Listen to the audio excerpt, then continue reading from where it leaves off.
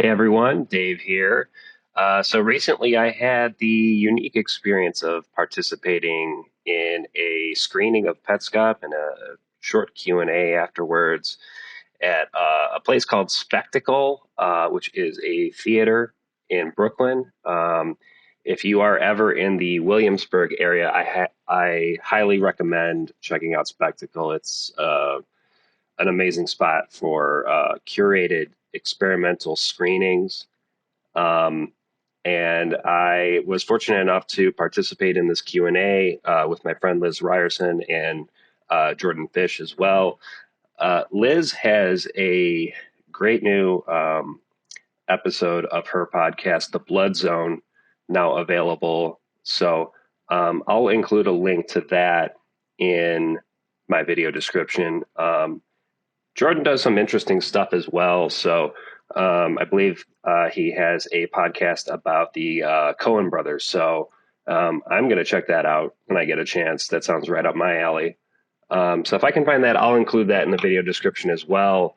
But yeah, Spectacle is amazing. I really wish I had something like that around here. Yeah. But I think I'm going to title this video "Revisiting Petscop" because it was really interesting to watch this in its entirety on the big screen. It was kind of surreal, and so I just want to revisit the series and maybe share some reflections on how experiencing it in this way in like a communal setting contrasts with how how many of us first encountered it as a sort of a series of cryptic uploads on YouTube. Watching Petscop unfold on YouTube kind of felt like intimate and mysterious, like stumbling on a secret corner of the internet. Each upload was like a fragment, and it was perceived as a puzzle piece that we sort of would dissect and discuss on, like, for example, the Petscop subreddit, or later like engaging with the Petscop wiki as well. And that was a vital part of the experience because it had this sense of community and discovery. It was truly one of those like you had to be there type of moments in internet culture. But seeing it all at once in a theater transformed the experience entirely for me. Like there's this collective energy that comes with a live audience, and like the silence during these tense moments, the occasional sort of nervous laughter at the creepy parts. These shared reactions add kind of an emotional depth that's hard to replicate when you're just watching it, you know, in its original context at home by yourself, or perhaps with a friend. Um, what struck me the most, though, was how different the pacing felt. On YouTube, Petscop thrived on this fragmented nature, and it had kind of a slow burn effect, this anticipation between uploads. But in the theater, it becomes this sort of uninterrupted uh, experience where all of the themes and motifs kind of hit you all at once. It was almost overwhelming, but in a good way, and it made me notice certain things that I'd missed before. Not anything terribly, not any kind of like enormous revelation per se. Especially if you've watched my videos, I'm going to be talking about a lot of the things that I have discussed before, but kind of just adding a bit more context. But yeah, it kind of hammered a few things home for me for sure. Um, I mean, before we go any further, I have to say that watching Petscop now and reflecting on its themes of control and manipulation and systemic incentives, I really do think it is a work. I've called it systemic horror. I think that's a good term for it. I can't help but feel just a little bit vindicated, because back when I started talking about like 90s style neoliberalism and its lingering effects, I was widely panned for it. I was widely panned for even talking about history and politics in the context of this, like, creepypasta, which is, in some sense to be expected, right? This is the internet. But, watching Petscop in its entirety really did kind of hammer home this. It kind of made me feel vindicated for discussing neoliberalism and doing like a materialist analysis of the work, because people acted like I was connecting the dots, connecting dots that didn't really exist. Petscop like deeply resonates with like a Marxist critique of the capitalist economy, because it captures the hollow logic of systems designed to kind of perpetuate themselves, where individuals play certain roles in ways that may seem rational at face value, but ultimately kind of reinforce alienation and harm. And there are signs even in the very first video. Like Paul comes across a sign, like the first sign he comes across, and I'm literally talking about a sign. So the text reads, "The gift plane has closed indefinitely and all personnel have left. If you are unaware, the gift plane provided homes to over 100 young pets."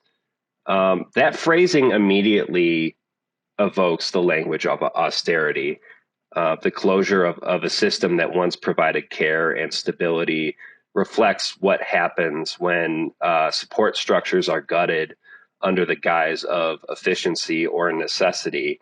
Particularly relevant at this moment in time right now, because we are hearing about all of Trump's, cabinet picks, and we are hearing a lot of noise to the effect of, cutting certain government services, getting rid of the Department of Education, for example.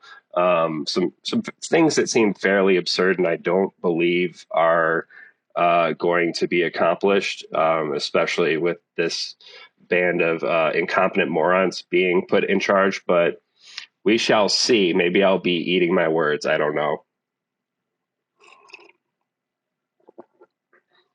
Just enjoying a bit of coffee on this gray Tuesday morning. So bear with me. But yeah, like, I do feel vindicated because Petscop is kind of like a perfect metaphor, especially like the closure of the gift plane. It's like a perfect metaphor for the austerity measures of neoliberalism in the 90s, where services are stripped away, leaving leaving vulnerable people to fend for themselves, all the while masking the cruelty with this like thin veneer of personal responsibility, right? In Petscop, as in life, those left behind are the ones who bear the consequences of these policies. Yeah. So, before diving any deeper, I do want to mention that Petscop's creator, Tony Domenico, did not attend the screening. He was invited, but he didn't want to come for whatever reason. But he did give his approval along with the following statement. So this is quite interesting. I want you to pay attention to what Tony has to say here. "If you're watching this for the first time, I recommend treating it like a weird dream and not straining yourself over details. These videos were released over the course of several years, and most viewers were getting some kind of information from elsewhere, from YouTubers or from notes compiled by the community to help them make sense out of what was happening. I knew this, and it affected the way I chose to present or totally obfuscate basic elements of the story, like characters and plot. So don't worry too much about those things. I hope you get something out of it." Pretty cool, right? Pretty interesting. Kind of a Lynchian statement. I I believe others have made that comparison as well at the screening. Feels quite Lynchian. When David Lynch is asked to explain his work, he just refuses to do so. But the statement, I guess I perceive it as both an invitation and a challenge. It's a reminder to kind of let go of the urge to try to solve everything and just let the experience wash over you, like a dream, right? And yet it's funny because Petscop itself seems to comment on our compulsion to solve puzzles. It hints at a deeper question. What happens when we try to solve something that isn't necessarily meant to be solved? So Paul, the protagonist, often treats Petscop like a typical game. He breezes past dialogue and rushes to solve these like bizarre logical puzzles in order to progress further in the game. At first, it's almost as if he doesn't fully recognize the weight of what's happening around him. Maybe he's just kind of too focused on the mechanics. And so as viewers, we're prompted to pause and try to read what Paul overlooks, try to notice things that are skipped past casually, as if the game is inviting us to go deeper than perhaps Paul is willing to do. But this does raise a bigger question to me. Is the act of solving these puzzles perpetuating something nefarious? By understanding Petscop as a series of logical problems to solve, are we, the audience, like Paul, missing something important about its emotional and thematic depth? Paul's puzzle-solving approach might reflect a kind of reductionism, breaking the game down into manageable, logical parts. But in doing so, he risks missing the bigger picture, or this emotional depth that's encoded into like the cryptic dialogue and the environment itself, right? Like the big good grief and alas, right? It's as though his approach mirrors our own tendencies. So it kind of like holds up a mirror to how, we engage with media and perhaps sometimes life itself. And it kind of reminds me of the divide we often see between STEM fields and the humanities. There's a tendency to view STEM as focused on solving practical problems with precision and logic, while humanities grapple with abstract, subjective questions, right? But Petscop illustrates why this dichotomy is false and why it's dangerous. Paul's logical approach to the game highlights the importance of engaging with art from a multidisciplinary approach. Art is not something to be solved. It's something to be felt and interpreted and revisited. You can have a different interpretation later in life if I do feel like my perspective has shifted to some degree since I first started analyzing Petscop. So much has happened since then, right? Both for me personally and for society in general. So I do feel like on one hand I'm coming at it from a new perspective, but also it is kind of vindicating things I said previously, or certain threads that I was trying to pull on. So by combining the analytical tools of STEM with like the reflective, interpretive methods of the humanities, I think we can approach works like Petscop with a more nuanced approach. We can have a kind of nuanced perspective on things. And it does tie into a larger question of ethics as well. Is there something problematic about treating art and perhaps people as well as mere logical puzzles to be solved? What does it mean to approach something in order to like achieve mastery over it versus approaching it in order to try and apprehend it as a work that's always in progress, knowing that you have to know and accept that this understanding you might have is inherently incomplete and irreconcilable to some degree. Petscop seems to deliberately blur this line, especially when it comes to its themes of, surveillance, confinement, and control. As the story unfolds, it becomes clear that Paul, Belle, and Marvin, these characters, all play specific roles in a process whereby the character Care is captured, much like a Pokemon, right? And subjected to some kind of transformation. So it does seem to be a play on Pokemon with, capturing a quote unquote pet and subjected to some kind of transformation. So those familiar with, uh, Pokemon the game know that, you capture these things and level them up, and ideally you want them to evolve into more powerful beings, right? But Petscop kind of uh, adds a twist to this dynamic, right? Because Kara is a person, and this character Marvin seems to want to uh, transform her into something else.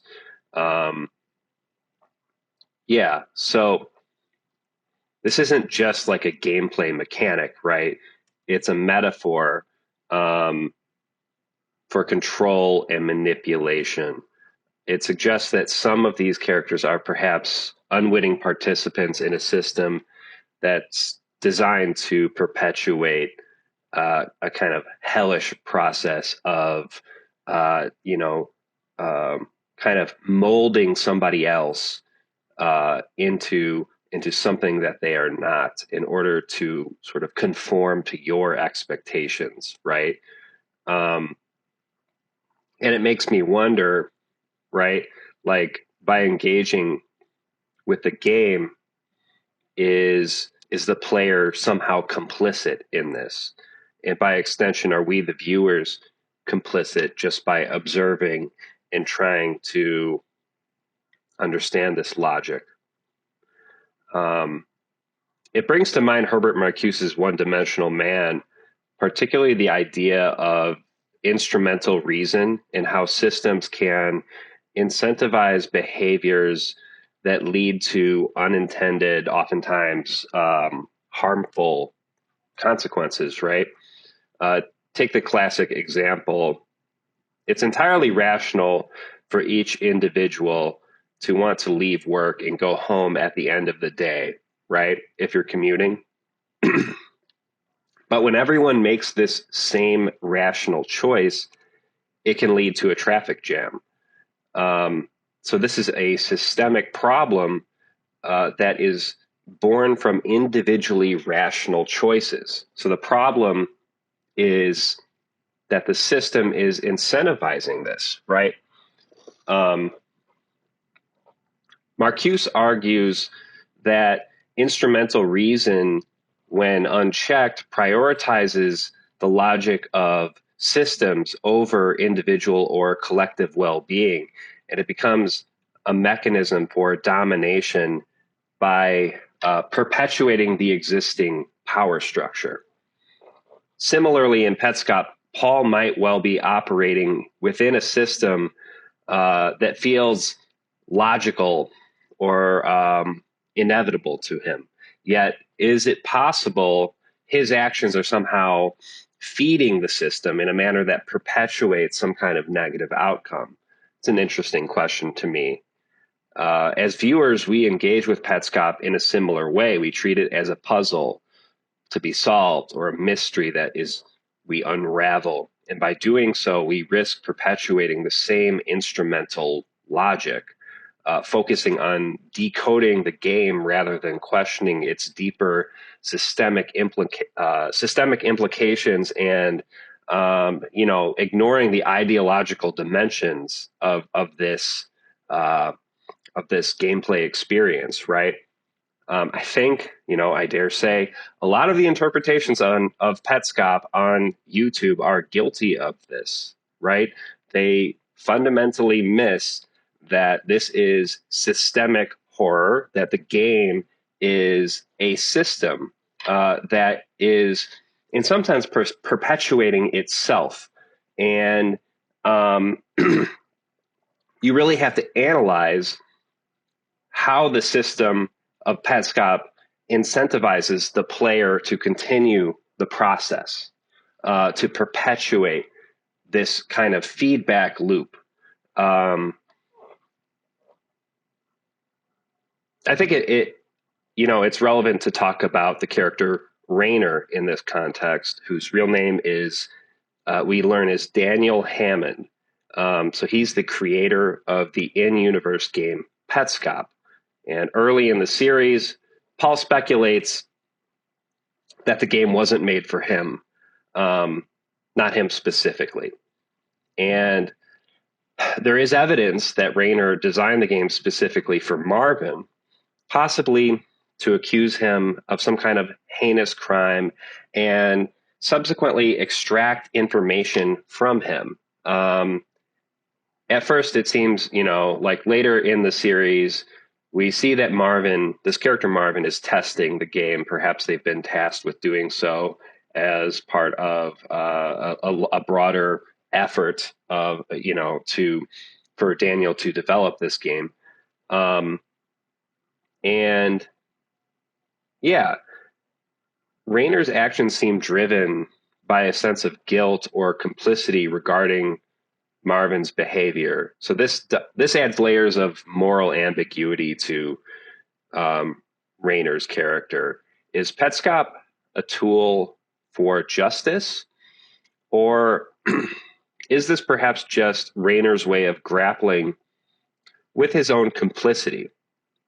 The game functions as a surveillance system, and I think that's a particularly interesting aspect of this work. The game tracks the player's every movement, and at one point it becomes clear that Rainer has mapped elements of the game kind of based on a real world location. We don't exactly have access to where this location is. It's censored, right?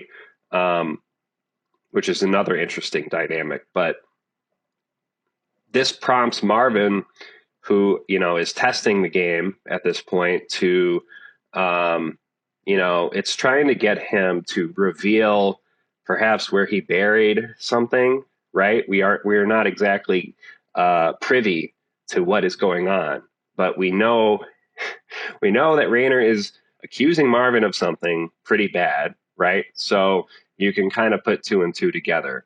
It could be the body of a missing person, in other words. So this is a chilling example of how Petscop blurs the line between the virtual and real life, right? So it turns the game into kind of a digital interrogation tool. And while it does seem to be the case that Rainer created Petscop, or at least like the creepy portion of Petscop for Marvin, it is nonetheless the case that Petscop functions in the radical absence of its creator. So this is something I emphasized in the very last analysis video I did on Petscop, that how language functions in the radical absence of the speaker sometimes, right? Like, that's kind of a unique feature of language, that I could put like a Post-it note on something, and that would be a message for somebody else that functions in my absence.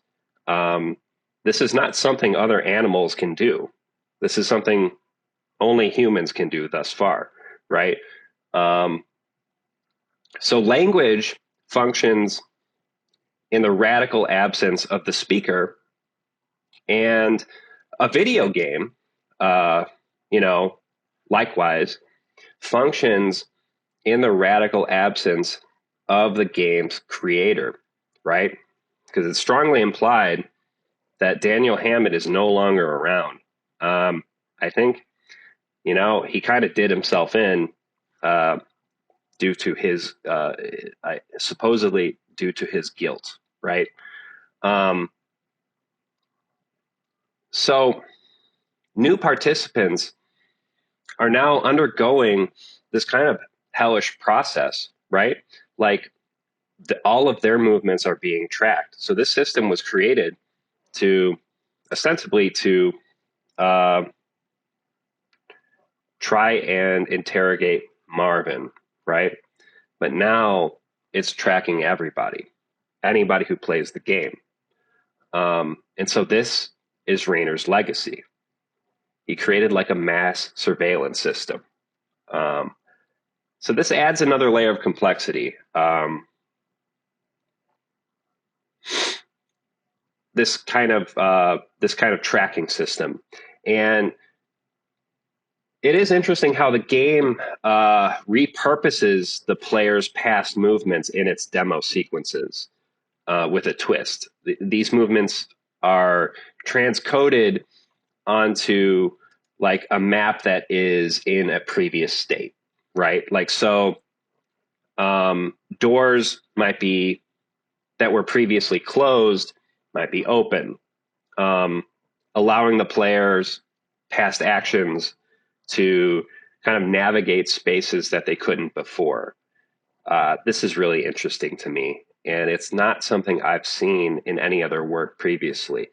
I think this mechanic serves as a metaphor for how past actions can have unforeseen consequences in new contexts. So it's a commentary on memory and trauma, and perhaps the inescapability of certain patterns. This transcoding of movements creates kind of a sense of temporal disorientation where the past infiltrates the present, and it makes the game feel sort of haunted by previous interactions. It's also fascinating and somewhat ironic that Domenico deliberately obscured parts of Petscop's story because he knew YouTubers would try to solve it, right? And provide clear explanations. So it's kind of interesting that Petscop is kind of the antithesis of the typical YouTuber doing a kind of, X, Y, or Z explained, right? It resists explanation due to its inherent ambiguity. It's kind of a thesis, the antithesis of a sort of completionist mindset in some sense. So, by resisting straightforward interpretation, the creator preserves the work's kind of dreamlike, enigmatic quality. And it does drive home for me that anyone who is trying to treat this like a puzzle is missing the point, right? And that's a conclusion I reached at the end of my analysis. But, I kind of want to impress upon you that, merely because I've made this observation, that doesn't mean I've solved it either, right? It's kind of a paradoxical thing, isn't it? So I think Petscop challenges us to embrace ambiguity and find meaning in process and experience itself, rather than sort of binary black and white thinking and clear answers.